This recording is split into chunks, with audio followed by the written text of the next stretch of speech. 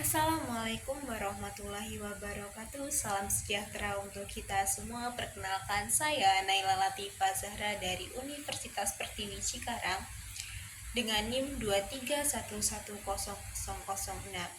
Di sini saya akan memaparkan mengenai simulasi motivasi dan kepemimpinan pada perusahaan tempat saya bekerja. Ini digunakan untuk memenuhi tugas dari Bapak Darka untuk ujian akhir semester. Untuk itu, izinkan saya untuk memulai memaparkan apa itu simulasi motivasi dan kepemimpinan pada perusahaan. Yang dimulai dengan simulasi motivasi. Simulasi motivasi sendiri adalah teknik atau alat yang digunakan untuk menguji dan meningkatkan strategi motivasi dalam lingkungan yang terkendali. Dalam konteks perusahaan, simulasi motivasi dapat digunakan untuk memahami bagaimana berbagai metode dan strategi motivasi dapat mempengaruhi kinerja karyawan dan keseluruhan produktivitas perusahaan. Simulasi ini memungkinkan manajer untuk melihat efek dari perubahan kebijakan atau pendekatan motivasional tanpa harus menerapkannya secara langsung dalam situasi yang nyata. Sedangkan simulasi kepemimpinan sendiri adalah proses di mana kemampuan kepemimpinan diuji dan dikembangkan melalui skenario atau lingkungan buatan. Dalam perusahaan, simulasi kepemimpinan dapat digunakan untuk mengidentifikasi dan melatih potensi pemimpin, serta untuk mengevaluasi bagaimana gaya kepemimpinan dapat mempengaruhi tim dan hasil organisasi. Ini biasanya melibatkan skenario di mana peserta harus membuat keputusan, menyelesaikan masalah, dan memimpin tim dalam situasi tertentu. Terus, contoh dari simulasi motivasi dan kepemimpinan di perusahaan itu seperti apa sih? Jadi, contoh dari simulasi motivasi ini salah satunya adalah dengan perusahaan membuat simulasi di berbagai struktur seperti bonus dan insentif diterapkan untuk melihat bagaimana karyawan bereaksi. Misalnya, skenario di mana karyawan menerima bonus berdasarkan kinerja individu dibandingkan dengan kinerja tim. Hasilnya, karyawan ini diharapkan dapat memahami dan lebih termotivasi oleh intensif individu atau kolektif dan bagaimana ini mempengaruhi produktivitas dan kolaborasi tim. Jadi dengan adanya insentif ini, karyawan akan semakin semangat dalam bekerja dan dapat menghasilkan energi-energi positif untuk perusahaan serta dapat mengembangkan perusahaan lebih baik lagi dengan adanya imbalan yang diberikan oleh perusahaan untuk karyawan tersebut. Setelah itu ada gamifikasi pekerjaan. Jadi perusahaan ini mengimplementasikan elemen permainan dalam tugas sehari-hari, seperti poin, level, atau hadiah untuk pencapaian tertentu. Jadi ini diharapkan untuk mengukur peningkatan motivasi dan keterlibatan karyawan ketika elemen gamifikasi diperkenalkan. Ini dapat dilihat juga dari adanya kerjasama tim atau permainan-permainan yang dilakukan oleh perusahaan untuk membuat karyawan itu tidak bosan, seperti dengan adanya family gathering misalkan, atau juga dengan team building di mana itu dapat melatih kerjasama tim antar karyawan, dan itu dapat membuat perusahaan semakin memudahkan karyawannya.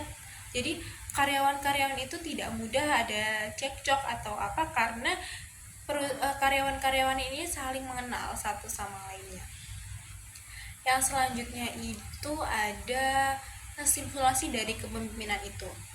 Jadi simulasinya ada simulasi krisis di mana peserta diberikan skenario di mana perusahaan menghadapi krisis besar seperti masalah produk atau PR yang buruk. Mereka harus membuat keputusan yang cepat untuk mengatasi situasi tersebut. Mengidentifikasi pemimpin yang mampu tetap tenang, berpikir strategis, dan memimpin tim mereka secara efektif di bawah tekanan. Di perusahaan saya bekerja, ketika kita dihadapkan dengan suatu masalah, maka pemimpin itu akan membuat suatu keputusan bersama. Jadi kita akan berunding seperti apa sih seharusnya keputusan yang dapat kita ambil, dan pihak-pihak mana saja yang terlibat dalam masalah tersebut itu harus diselesaikan. Setelah itu, dengan adanya hasil, maka masalah-masalah ini tuh akan cepat terselesaikan.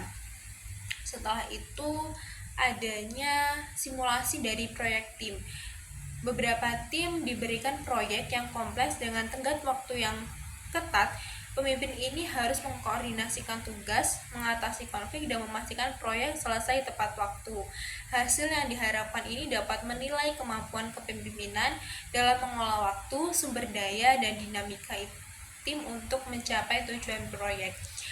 Kalau di tempat saya bekerja itu ada jadi saya bekerja dalam bidang jasa, di mana kita ada training-training untuk peserta kita, karyawan. Jadi divisi training itu diberikan challenge tertentu, di mana dia harus membuat suatu kurikulum di mana itu dapat untuk bekerja sama dengan perusahaan Jepang. Jadi divisi tersebut dituntut untuk bisa dalam waktu tertentu, jadi untuk melatih kepemimpinan para karyawan dan pemimpinnya juga, seperti itu. Dan manfaat dari simulasi motivasi dan kepemimpinan ini adalah yang pertama, untuk mengurangi resiko. Dengan menguji strategi baru dalam lingkungan simulasi, perusahaan dapat mengurangi resiko penerapan kebijakan yang tidak efektif. Setelah itu, adanya pengembangan keterampilan. Jadi simulasi ini memungkinkan karyawan dan calon pemimpin untuk mengembangkan dan menyempurnakan keterampilan mereka dalam situasi yang aman dan terkontrol. Setelah itu, adanya evaluasi yang baik. Jadi dengan adanya simulasi ini memberikan wawasan tentang bagaimana karyawan bereaksi terhadap berbagai gaya motivasi dan kepemimpinan, sehingga perusahaan dapat membuat keputusan yang lebih baik tentang kebijakan SDM.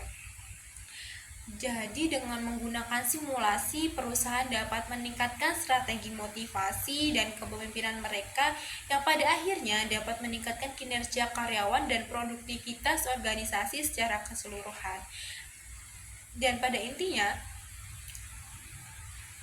untuk perusahaan itu, untuk membuat suatu tim yang solid atau perusahaan itu dengan karyawan-karyawan yang baik hubungannya, itu dapat diadakan dengan berbagai macam cara tadi.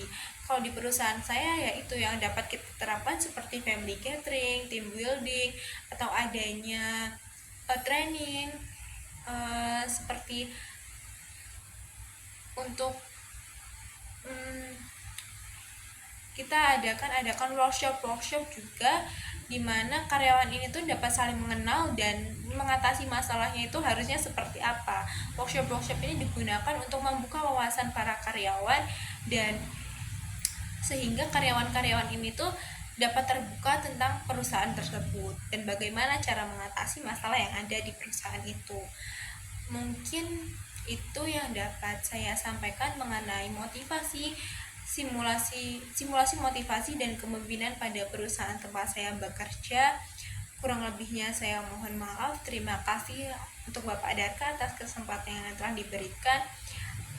Saya akhiri. Wassalamualaikum warahmatullahi wabarakatuh. Terima kasih.